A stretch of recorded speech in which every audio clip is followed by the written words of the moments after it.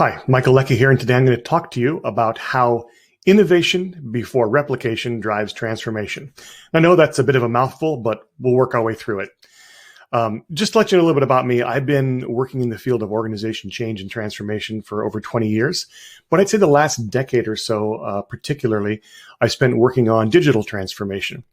Now, I'll tell you something. In my view, change and transformation is change and transformation. Digital just happens to be the context that most of the time I've been working in and that many of us are working in on a day-to-day basis now. But what I want to talk to you about is how we go about change and transformation. And I will use both words kind of interchangeably, so don't let that throw you. Transformation, that's just 4 syllables. It can take a long time to get through if I keep using it. So we'll talk about change as well, just to make it simple. But the thing I want to say to you to start is that the way we look at change and the way we try and make change happen in our organizations is fundamentally broken. So what I'm going to do is I'm going to take you through what I call the 5 myths of change and transformation, share those with you. And then when we get to the end of it, I'm going to talk to you about how do you actually move forward in one particular aspect of things we need to change, which is having innovation before replication. So I'll share that with you. We'll talk about how to do that, and then we'll conclude. So thanks for joining me today. Let's go ahead and get going. So if you don't mind, I'm actually going to read from my list, and you'll be getting this list as a PDF as well, but I want to read it to you to make sure I'm clear on what I'm talking about. So here's the 5 myths of change and transformation. The first one is that change is about understanding and getting the new answers and embracing them. The second is that change is about getting others to change. The third is that change is organizational, that you can do systemic change systemically, if you will. The fourth is that change is a specialty, and you can hire the best people to drive it and make it happen. And fifth, that change is about communicating our new beliefs or values and getting people to behave differently. We're going to look at each one of these in turn as we go through, and then talk about innovation before replication, how that drives actual transformation. So the first myth, change is about understanding and embracing the new answers. Unfortunately, that's just not the case. It's interesting. If you map the brain, which they have done, and look at neural activity while people are in conversation, working through problems and dealing with issues, there's a very interesting thing that happens when someone gives another person an answer to their problem. When they study what's happening in the brain, at that moment, nothing happens. The person registers the words, but no neural pathways are formed. Nothing different happens in their thinking. Now, when someone is asked a question, and that question causes them to say, oh, wait a minute, think it through and go, I get it, and they have that moment of aha, that's when you can actually see new neural pathways being formed, neural pathways that can be used over and over as you move forward. I want to use somebody else's words that are better than mine. I want to read a quote to you from the late Clay Christensen, who was one of my, I got to meet him a couple of times, I would say not quite a mentor, but certainly a friend and someone who I really looked up to. And he says this about questions. He says, questions are the places in your mind where answers fit. If you haven't asked the question, the answer has nowhere to go. It hits your mind and bounces right off. You have to ask the question. You have to want to know in order to open up the space for the answer to fit. So the first thing we need to discuss is that change is not about the answers. It's about asking the right questions that allow any answers that come to have a place to go. The second myth is that change is about getting others to change. Most of the time we're looking at change, we're thinking about what is the resistance we're facing in putting in whatever program or new way of working or system that we're thinking about. And we're focused on how do we get others to change. The problem when we look at change as somebody else's problem is that we think we're successful in telling them what they need to do and believe, and then just holding them accountable. But we haven't actually shown them anything. So when you tell people to do something, but you don't show it to them or show them that you understand, have empathy, or are doing it yourself most to the point, then all it does is breed cynicism and mistrust, and they wait for the next change to come along. So the myth is that change is about others. The truth is that change is about us, starting with our change first. That's where true change comes from, when people can see you role modeling what it is you want to do different. And not only do some things different ourselves, but develop the empathy for the change that they're going through. Starting with ourselves gives us that empathy and insight and deep understanding of the change that we don't have when we're just directing others to change to overcome their resistance. The third myth is that change is organizational. As I said earlier, the myth that we can do systemic change systemically. The problem with organizational change is organizations don't exist. Sure, we have the legal constructs that make an organization and what's on paper that, make it a corporation if it is. We have the buildings they're housed in, and we have all sorts of trappings around that. But the organization truly is the individuals. When you have a group of individuals with a shared goal, a shared purpose, hopefully some shared values, that's what creates an organization. Other than that, it just doesn't exist. Yet we try and sort of apply our thinking to the organization as if it's this entity out here. But really, our change has to happen individually, one person at a time, person by person, leader by leader. That's where change happens, which seems a bit overwhelming, but it's the truth. The fourth myth is that change is a specialty and that we can hire the best people to get it done. The problem with looking at this is that we live in a world of increasing specialty, and so it seems to make sense. If we want to do our financial recording the right way, we get the right financial expert. If we want to handle policies and procedures the right way with equal employment opportunity, we get the HR specialist. We're used to a world in which, as the problems have gotten more complex and more complicated, of getting more and more specialists to handle those problems for us. You see, we really value being able to find that person or persons who is the specific expert in an area and just turn them loose to fix it. But if change is not happening to some entity organization, but to individuals, and it's happening through dialogue with those individuals, then it has to occur one by one. The change is not about others, it's about us. And we can't outsource us. We can't outsource our own change to an expert somewhere. Now, I'm not saying we can't hire experts to help us in this space. I'm an expert in change that helps organizations through change, but only as much as I facilitate or help set up the conversations that the leaders need to have with the people to drive the change. Because here's the truth about change. Change is not something we can do through experts and specialists. Change is now the number one job of managers and leaders in an organization. And that's a hard truth. I want to say it again. Change is now the number one job of managers and leaders in an organization. It's not your specialty. It's not what you do really well, whether you're a CFO or a CIO or a COO. It's change, and it's change for the leaders below you as well, as they learn how to engage people in the dialogue, individuals, one by one, person by person, that leads to true change. The fifth myth is that change is about communicating what our new rules or values are and making sure people understand them so they behave accordingly.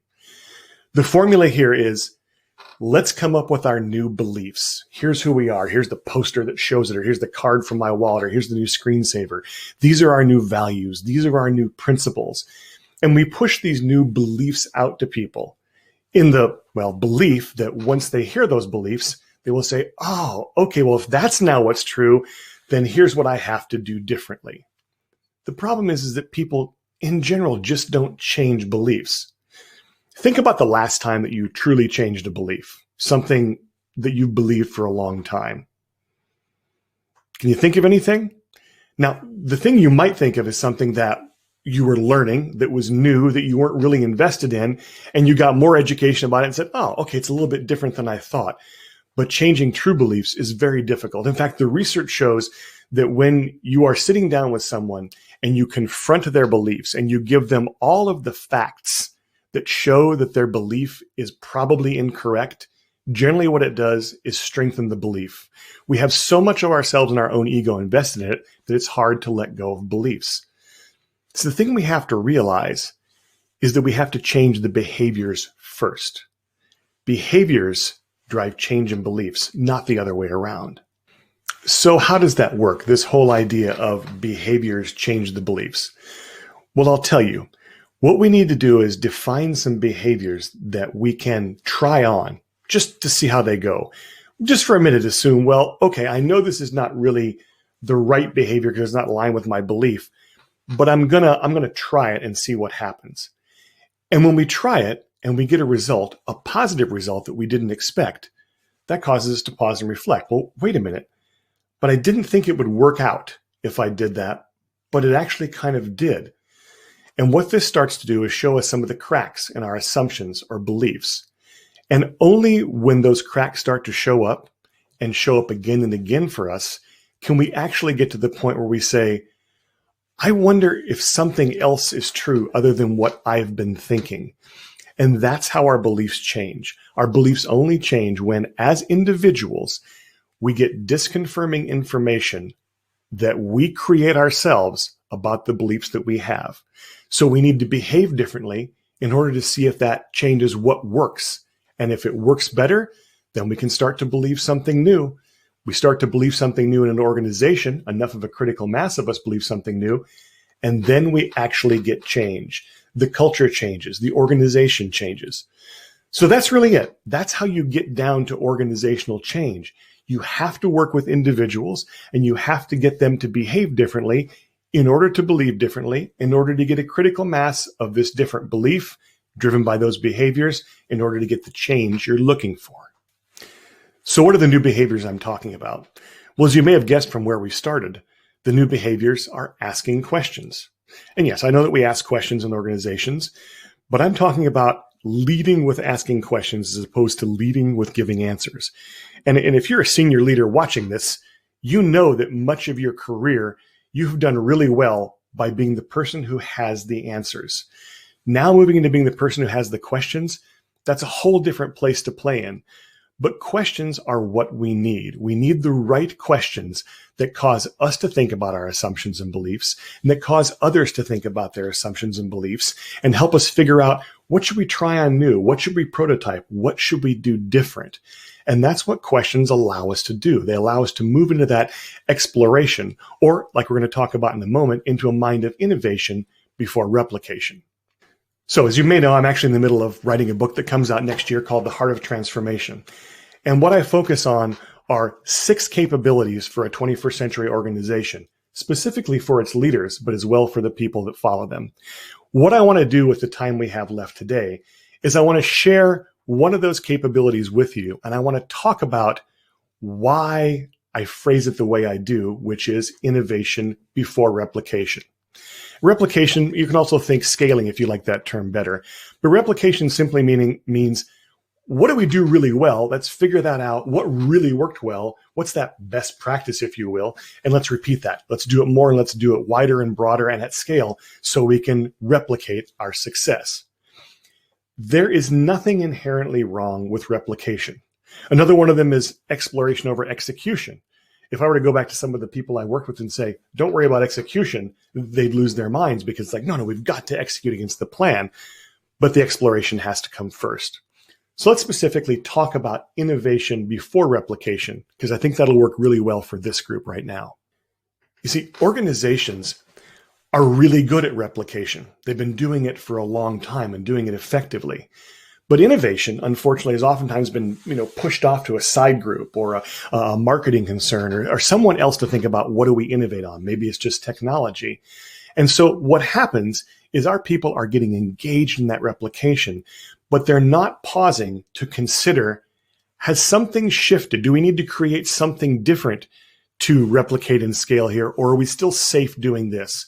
So really, the innovation is the pause that needs to happen across the organization before we move into scaling or replicating what it is we're doing.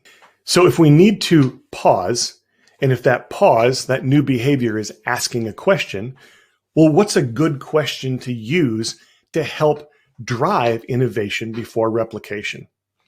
So here's one for you. What is the cost of replicating our success? What's the cost of replicating our success? Think about that for a minute.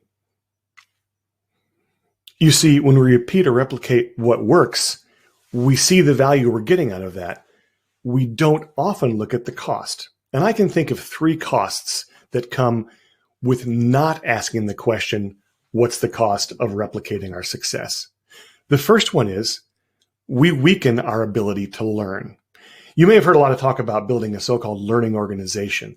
Well, what that means is not that you have a great training department. It means that you have an organization that the people have a really good awareness of their own processes and their own methods for stopping, looking at something and saying, wait a minute, is that still true or has something changed? There's a book that came out called Humility is New Smart by Ed Hess and Catherine Ludwig. And they say in there that the shelf life of what we know to be true today has about 3 years. That's because, as we mentioned earlier, the problems are changing quickly and the problems are more complex. So how do we keep up with that? We need to be a learning organization. But if we are a replication machine, we're not a learning machine. But the innovative mindset, the pausing and asking, is where the learning comes in. The second thing, the second cost to replicating our success, is that we're teaching people to be executors, not explorers. And I mentioned that a little bit earlier, but we're teaching them that execution is what matters. They need to focus on that and not raise their head up to look at what they're executing on. We've said to them that this happens only at a certain point in the organization, and that's not your job. I've heard people say before, it's above my pay grade. What's interesting when I hear that's above my pay grade, it's almost always not said because they can't figure it out. It's said almost in this, I don't even know how to say it, in this sort of I'll show them sense of, well, it's above my pay grade. Let them figure it out. Now, we've seen what's wrong. We see what the solution is. We know what we have to change. But since we've not been invited in or asked that, it's not our problem. We let it be somebody else's problem. The problem is it becomes a problem for the whole organization as you're trying to change and to improve and to move forward. I think the last thing about the cost of replicating our success is, and it's going to sound similar, but we're telling others to do and not to dream. And so let me give you a story to illustrate that. I was working with a large global oil and gas company, and we were having a conversation with their top 40 executives. We've been in a room for a couple of days, and we're talking about their strategy and their digital strategy in particular. And we'd gone through an exercise where they were going to innovate on the core kind of products and services they had. And they really, really struggled. And what they realized is they were so close to it and so deep in it that stepping away from their assumptions and looking at things through a different set of eyes was really, really difficult. And then we started discussing that they had literally tens of thousands of eyes out there that they could look through, but only if those people know they wanted to do that. And then someone imagined, they said, I can actually see in my mind's eye now that there's an African woman on a pipeline standing there working with our customers, having a conversation about what we're doing for them. And she's going to see something, maybe something she's seen before. Maybe she's going to realize a pattern and realize that there's a new opportunity either to do something better or to do something new that's going to be the new idea that could change everything for us. But if she doesn't know we want to hear that, then we'll never know that it was out there. We will miss the best ideas because we're too close to the problem. We can't see through others' eyes. And those others' eyes, when they see it, it won't make its way from their eyes to their mouth and tell us what the issue is. So we need to create an environment in which everyone knows that we want to hear from them. We want to hear their ideas. Nothing is above their pay grade. Give us those ideas. Give us those thoughts. They'll come together and we'll find the right answers. So when we have people out there just replicating our successes, we might miss the thing that would transform our business for good because they're just doing and they're not dreaming. So in the end, really the cost of replicating our success is that we will never have the opportunity to have new successes to replicate. We'll keep replicating the old ones. And that's one aspect of what having a heart of transformation is all about. Again, we talked about the 5 myths. And we talked about the fact that people need to know how to innovate before replicating. And that one of the ways to do that is through asking the question, what's the cost of replication? That's one behavior that you can use, one that you can put out there. And if you're having that discussion with your own people, that'll open up for them the psychological permission to be a little bit more innovative, to think a little bit more broadly, to not just feel like they're servants of replicating what has been done before or someone else is telling them to do. That innovative mindset will move us past just a scaling machine. So in the end, for me, that's what I'm dedicated to. Building a heart of transformation in an organization, person by person, leader by leader, one at a time, through asking great questions, answering those great questions, and then stepping back and seeing what the answer to those questions leads you to believe, or more importantly, maybe start to disbelieve about the things that are just operating assumptions you've never even questioned before. I hope that was useful to you, that glimpse inside looking at what a heart of transformation looks like, at least one aspect of it. Always happy to talk more. You can reach me at michael@silverbackpartners.net or go to the website, silverbackpartners.net. I appreciate being here with you today. Look forward to having further conversation with you as we go forward. Thanks so much for taking the time.